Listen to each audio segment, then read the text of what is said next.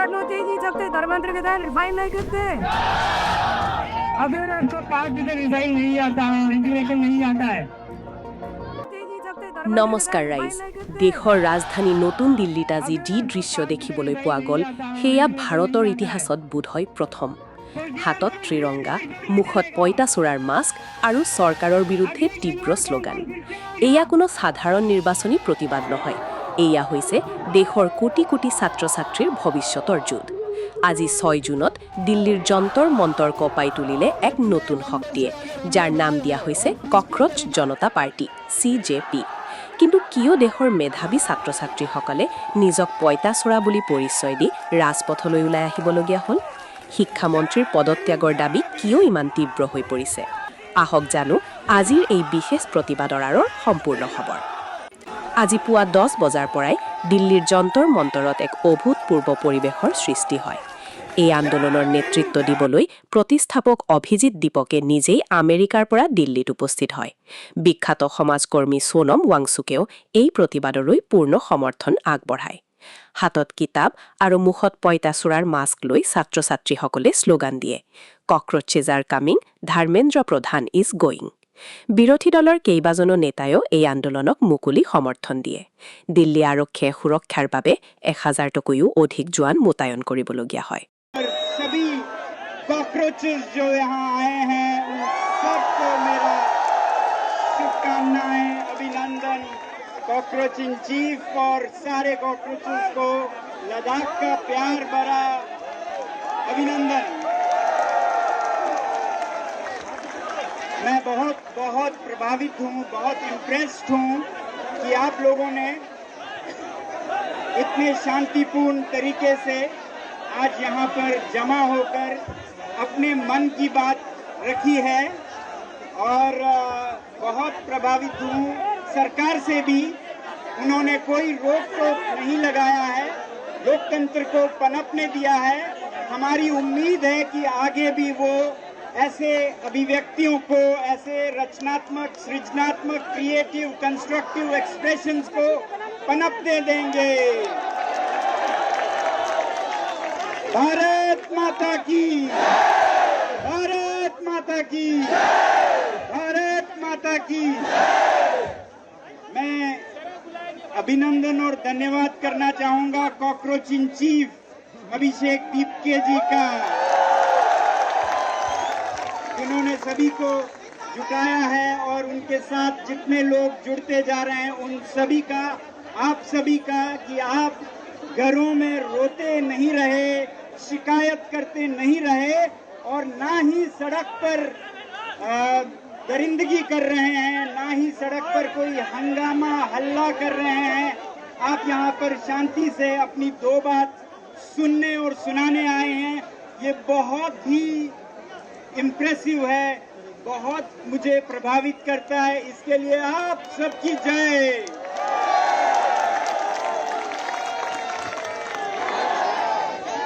आवाज दो, आवाज दो।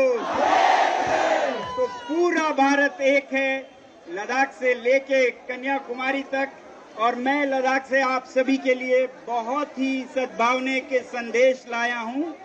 मैं सबसे पहले धन्यवाद करूंगा कि जिस मुद्दे ने आप सबको छुआ, शिक्षा का, और आप लोगों ने उसी को चुना है शिक्षा के लिए। और आप एक तरह से, मैं इसे प्रोटेस्ट नहीं कहूंगा, इसे मैं आग्रह कहूंगा। आग्रह करने हम जुटे हैं। अगर आग्रह को नहीं सुना जाता है तो क्या मालूम प्रोटेस्ट भी हों, मगर प्रोटेस्ट मुझे उतने अच्छे नहीं लगते हैं। हम अपील करने, आग्रह करने आए हैं और आगे भी हमें उम्मीद है, आशा है कि ऐसे ही जिम्मेदारी सरकार की तरफ से दिखाई जाएगी और जवाबदेही भी होगी। जवाबदेही जो कि हम चाहते हैं सरकार से।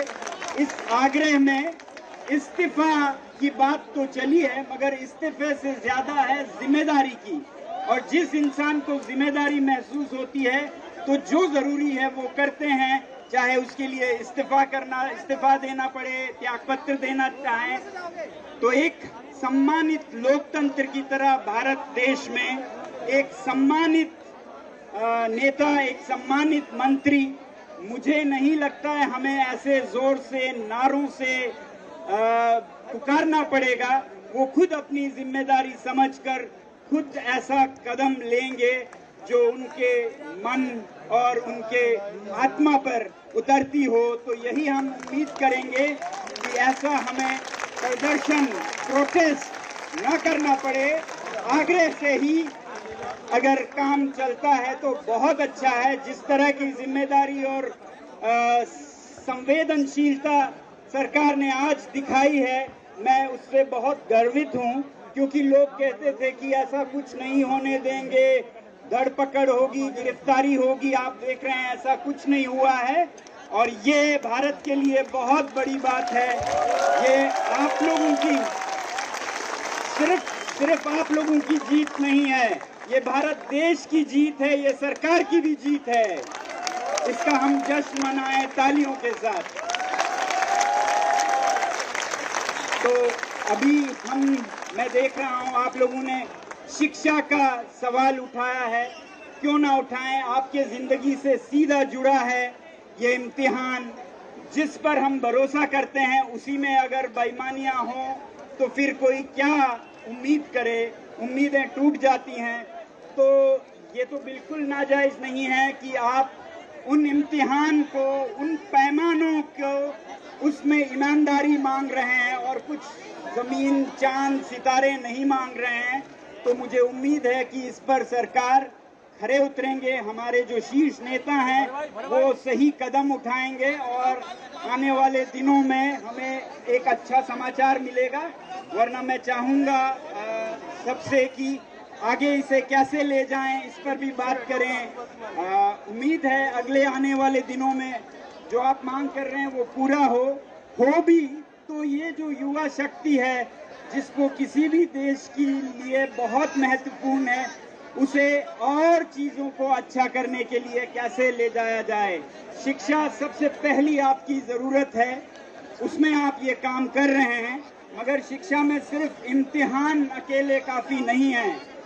सिस्टम को, प्रणाली को सुधारना होगा, निज़ाम को बदलना होगा कि शिक्षा में इंसाफ हो सभी के साथ। शहर में जो हैं उनके साथ, गांव में हैं, दूर दराज।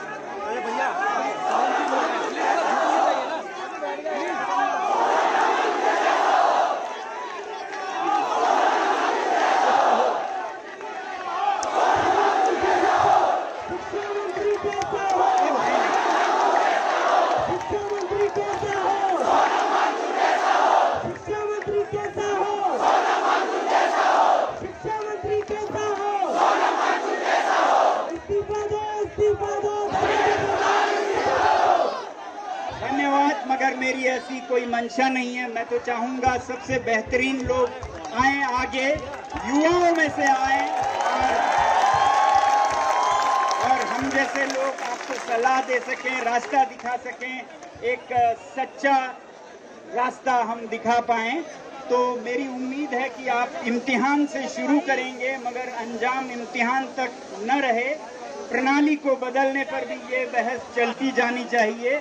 विद्यालयों में बेहतर गुणवत्ता, क्वालिटी कैसे आए, शहरों में तो होती है, गांवों में कैसे आए। जो सरकारी विद्यालय हैं वो हैं कल के भारत के, विकसित भारत के जो कारखाने हैं, वो दिल्ली के प्राइवेट स्कूल्स नहीं हैं। विकसित भारत के कारखाने गांव के विद्यालय हैं। तो जो गवर्नमेंट स्कूल्स हैं, सरकारी विद्यालय हैं, उनको कैसे बेहतर बनाएं। और जहां आप एक तरफ इस्तीफा मांग रहे हैं, त्याग पत्र मांग रहे हैं, अच्छी बात है जिम्मेदारी मांगना, मगर जिम्मेदारी और तरीकों से भी निभानी चाहिए।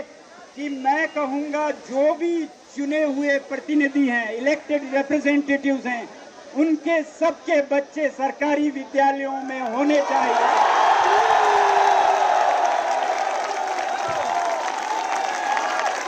जो सिस्टम को चला रहे हैं, उनका उसमें कोई स्टेक नहीं, उसमें कोई उनका दाव नहीं, तो वो उनको क्या पड़ी है, अच्छा करें। और जिनका स्टेक है उनका कोई आवाज नहीं, जुबान नहीं, तो सिस्टम नहीं चलेगा। तो इसलिए हमें आज निकटतम तो परीक्षाओं की बात जरूर करें, उसे ठीक करें, उसके लिए जिम्मेदारी मांगें, चाहे वो इस्तीफा हो या और जो भी, इस्तीफे पे ना रुकें और ज्यादा आगे एकदम बदलाव मांगें। और आगे जाकर सिस्टम में बदलाव तब आएगा जब जो नीति बनाते हैं, जो प्रतिनिधि हैं भारत के, उनके अपने बच्चे जब उन्हीं विद्यालयों में हो जहां सबके बच्चे हों। तो मेरी उम्मीद है सारे सांसद मिलकर सोचेंगे और एक ऐसा नियम बनाएंगे कि जो भी सरकार के चुने हुए प्रतिनिधि हैं उनके बच्चे हों, और जो भी सरकार से क्या कहते हैं आप, राशि पाते हैं, तनख्वाह पाते हैं, उनके बच्चे वही हो जिसको आप चला रहे हैं, वरना ये सिस्टम नहीं चलेगा। तो इसलिए पूरे सिस्टम को सुधारने की तरफ हम आगे बात करेंगे। मगर आज परीक्षाओं की चर्चा चली तो इसमें मुझे उम्मीद है कि सरकार पूरा ध्यान देगी। मैं तो बहुत सराहता हूं कि परीक्षा पे चर्चा करते हैं हमारे प्रधानमंत्री, तो परीक्षा पे आज चर्चा की जरूरत है कि ऐसे गलत कैसे हो रहा है परीक्षाओं के साथ और उसकी जिम्मेदारी कौन लेगा। तो ये चर्चा परीक्षाओं पर होनी चाहिए। वैसे ही मैं चाहूंगा कि शिक्षा में पहले आप बढ़ाएं, दायरे को परीक्षाओं से आगे बढ़ाएं, निजाम को, प्रणाली को सुधारें, और उसके बाद जब इतनी बड़ी ताकत भारत जैसे युवा देश की है तो फिर इसी पे ना रुकें, शिक्षा पर भी ना रुकें। आप पर्यावरण को कैसे सुधारें, क्योंकि कल का भारत आपका है। कल जो आप पानी पिएंगे क्या वो साफ होगा? कल जो हवा आप सांस लेंगे क्या वो साफ होगा? कल की कीमत पर आज की विकास चाहिए क्या? आज का विकास, आज का ग्रोथ अगर कल के कीमत पर हो कि हमारे आम लोग पानी तक ना पी सके, हवा तक सांस ना ले सके, तो वो विकास नहीं है। इस मुद्दे को भी आगे लें और उसके बाद हर एक मुद्दे को आगे लें। ये शुरुआत होनी चाहिए, अंत नहीं होनी चाहिए। मुझे बहुत अच्छा लगता है एक गीत जिसमें कहते हैं, हम मेहनत कश जब दुनिया से अपना हिस्सा मांगेंगे, एक बाग नहीं, एक खेत नहीं, हम सारी दुनिया मांगेंगे। तो सिर्फ परीक्षाएं नहीं, सिर्फ विद्यालय नहीं, हम सारे मंत्रालयों में बदलाव चाहेंगे ताकि पूरा बदलाव बढ़े, हम सारी दुनिया मांगेंगे। जिम्मेदारी आपको लेना होगा। मैं इस तरह से देखता हूँ, ये एक जिम्मेदारी है जो हर कोई शख्स ले तो अच्छा लगता है, और खासकर जो हमारे नेता हैं वो तो ले ही, ताकि बच्चे यही सीखें कि जिम्मेदारी कैसे लेते हैं। ठीक है, तो आगे ये कैसे चले, मैं चाहूंगा कि अभिजीत जी और बाकी साथी बताएं कि आगे हम कब मिलें, कैसे मिलें, ताकि एक खेत नहीं, एक बाग नहीं, हम पूरे देश को बदल सकें। तो ये शक्ति ऐसी शक्ति हो, और जितने इसमें कठिनाइयां हो उसका सामना करें। आपको मैं एक 2 लाइन बताता हूँ। नशीमन कहते हैं घोंसले को, जब घोंसला बनाते हैं तो उसमें बहुत मेहनत, बहुत मुश्किलें आती हैं।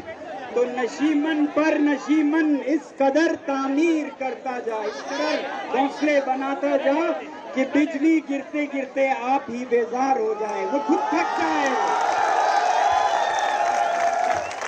नशीमन पर नशीमन इस कदर तामीर करता जा कि बिजली गिरते गिरते आप ही बेजार हो जाए।